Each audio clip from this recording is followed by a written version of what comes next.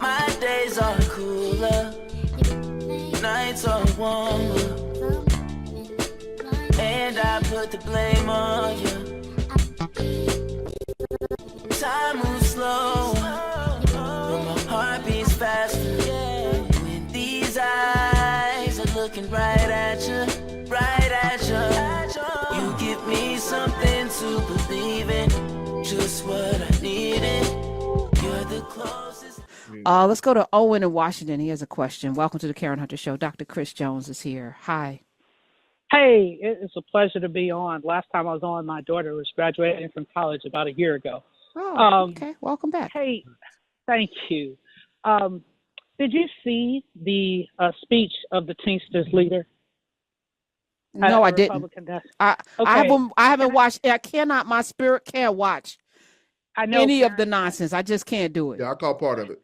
But if there's one piece of it, I didn't watch it last night, but I really wanted to hear what the Teamsters had to say. And I can just, from my perspective, my takeaway is the leader of the Teamsters gave a textbook really on advocacy, because he went to the podium. He did not endorse Trump. Right. He laid out, here's what it would take for us to even consider us moving. Let's find that, Smith. And I think from the 80%, there's only one constituency in the Democratic Party that delivers at an 80% clip. There's only one. Black people. There you go. There's only one constituency. Mm-hmm. So there's really just a conversation with one constituency in this party that has the ability to drive the swing states to where they need to be to deliver this election. And so the onus really becomes upon us is, what are the three federal asks that we have that will give whether it's President Biden or VP Harris. But the conversation is really between President Biden, VP Harris, and the only person who could even quell a rebellion should they decide to go outside of VP Harris, the only person who has a shot at that is Michelle Obama. So it's three people in the room. All right, let's take her off the plate. Let's stop. Please stop talking about Michelle Obama. She's not doing it. So let's stop even putting her name into the mix.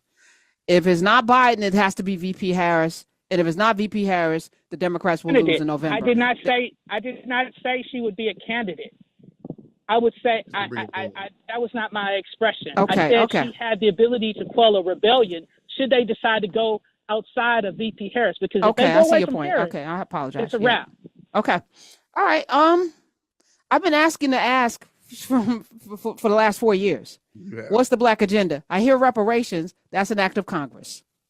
So that means we have to elect senators in the House of Representatives that will pick up John Conyers' 40-year reparations.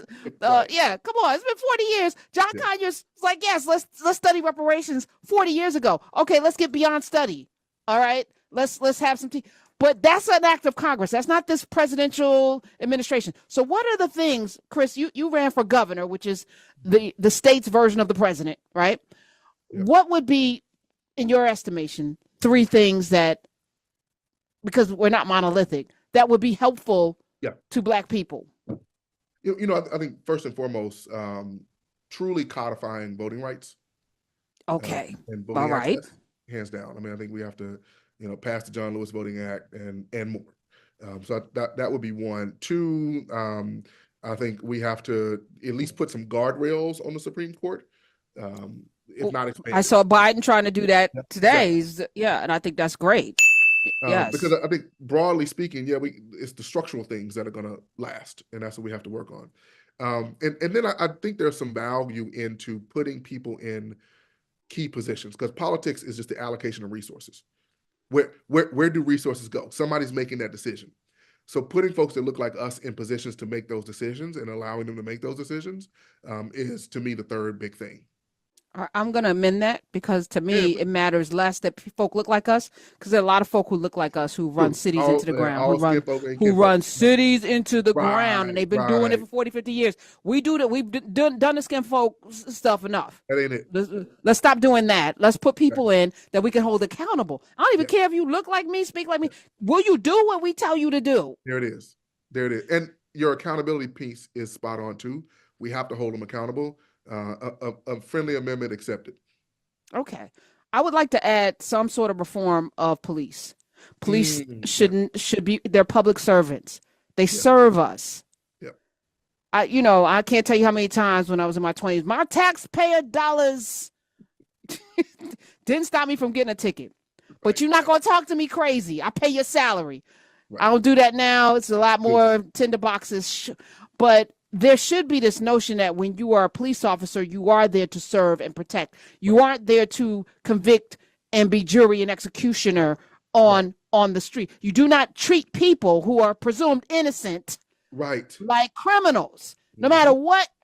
And how about you prevent stuff from happening? I need you to come before my car is broken into, not after, and then you still ain't find my stuff. Like you ain't find nothing, Like I need that. But more importantly, I think there should be some, just like we're putting guardrails, we should on the Supreme Court. There should be, you shouldn't be able to hop around like the killer of Tamir Rice. And then we the people got to raise up every time this man pokes his head up someplace else to be a police officer in another state. And we got to go ham on that state or that city just so that, and they go, okay, but why is he not in the database? There should be a national database of bad acting police. 100%. I think that's an easy thing to do. And that helps Black people because we are disproportionately targeted. Yeah. I like it. Okay. All right. Well, we did 4 things. Yeah. Haven't heard it. Okay. I tried to condense it to 3, No, that was good. No, that 4th thing I think was important though. But so thank you, Owen. Owen, I appreciate you. Call back next year.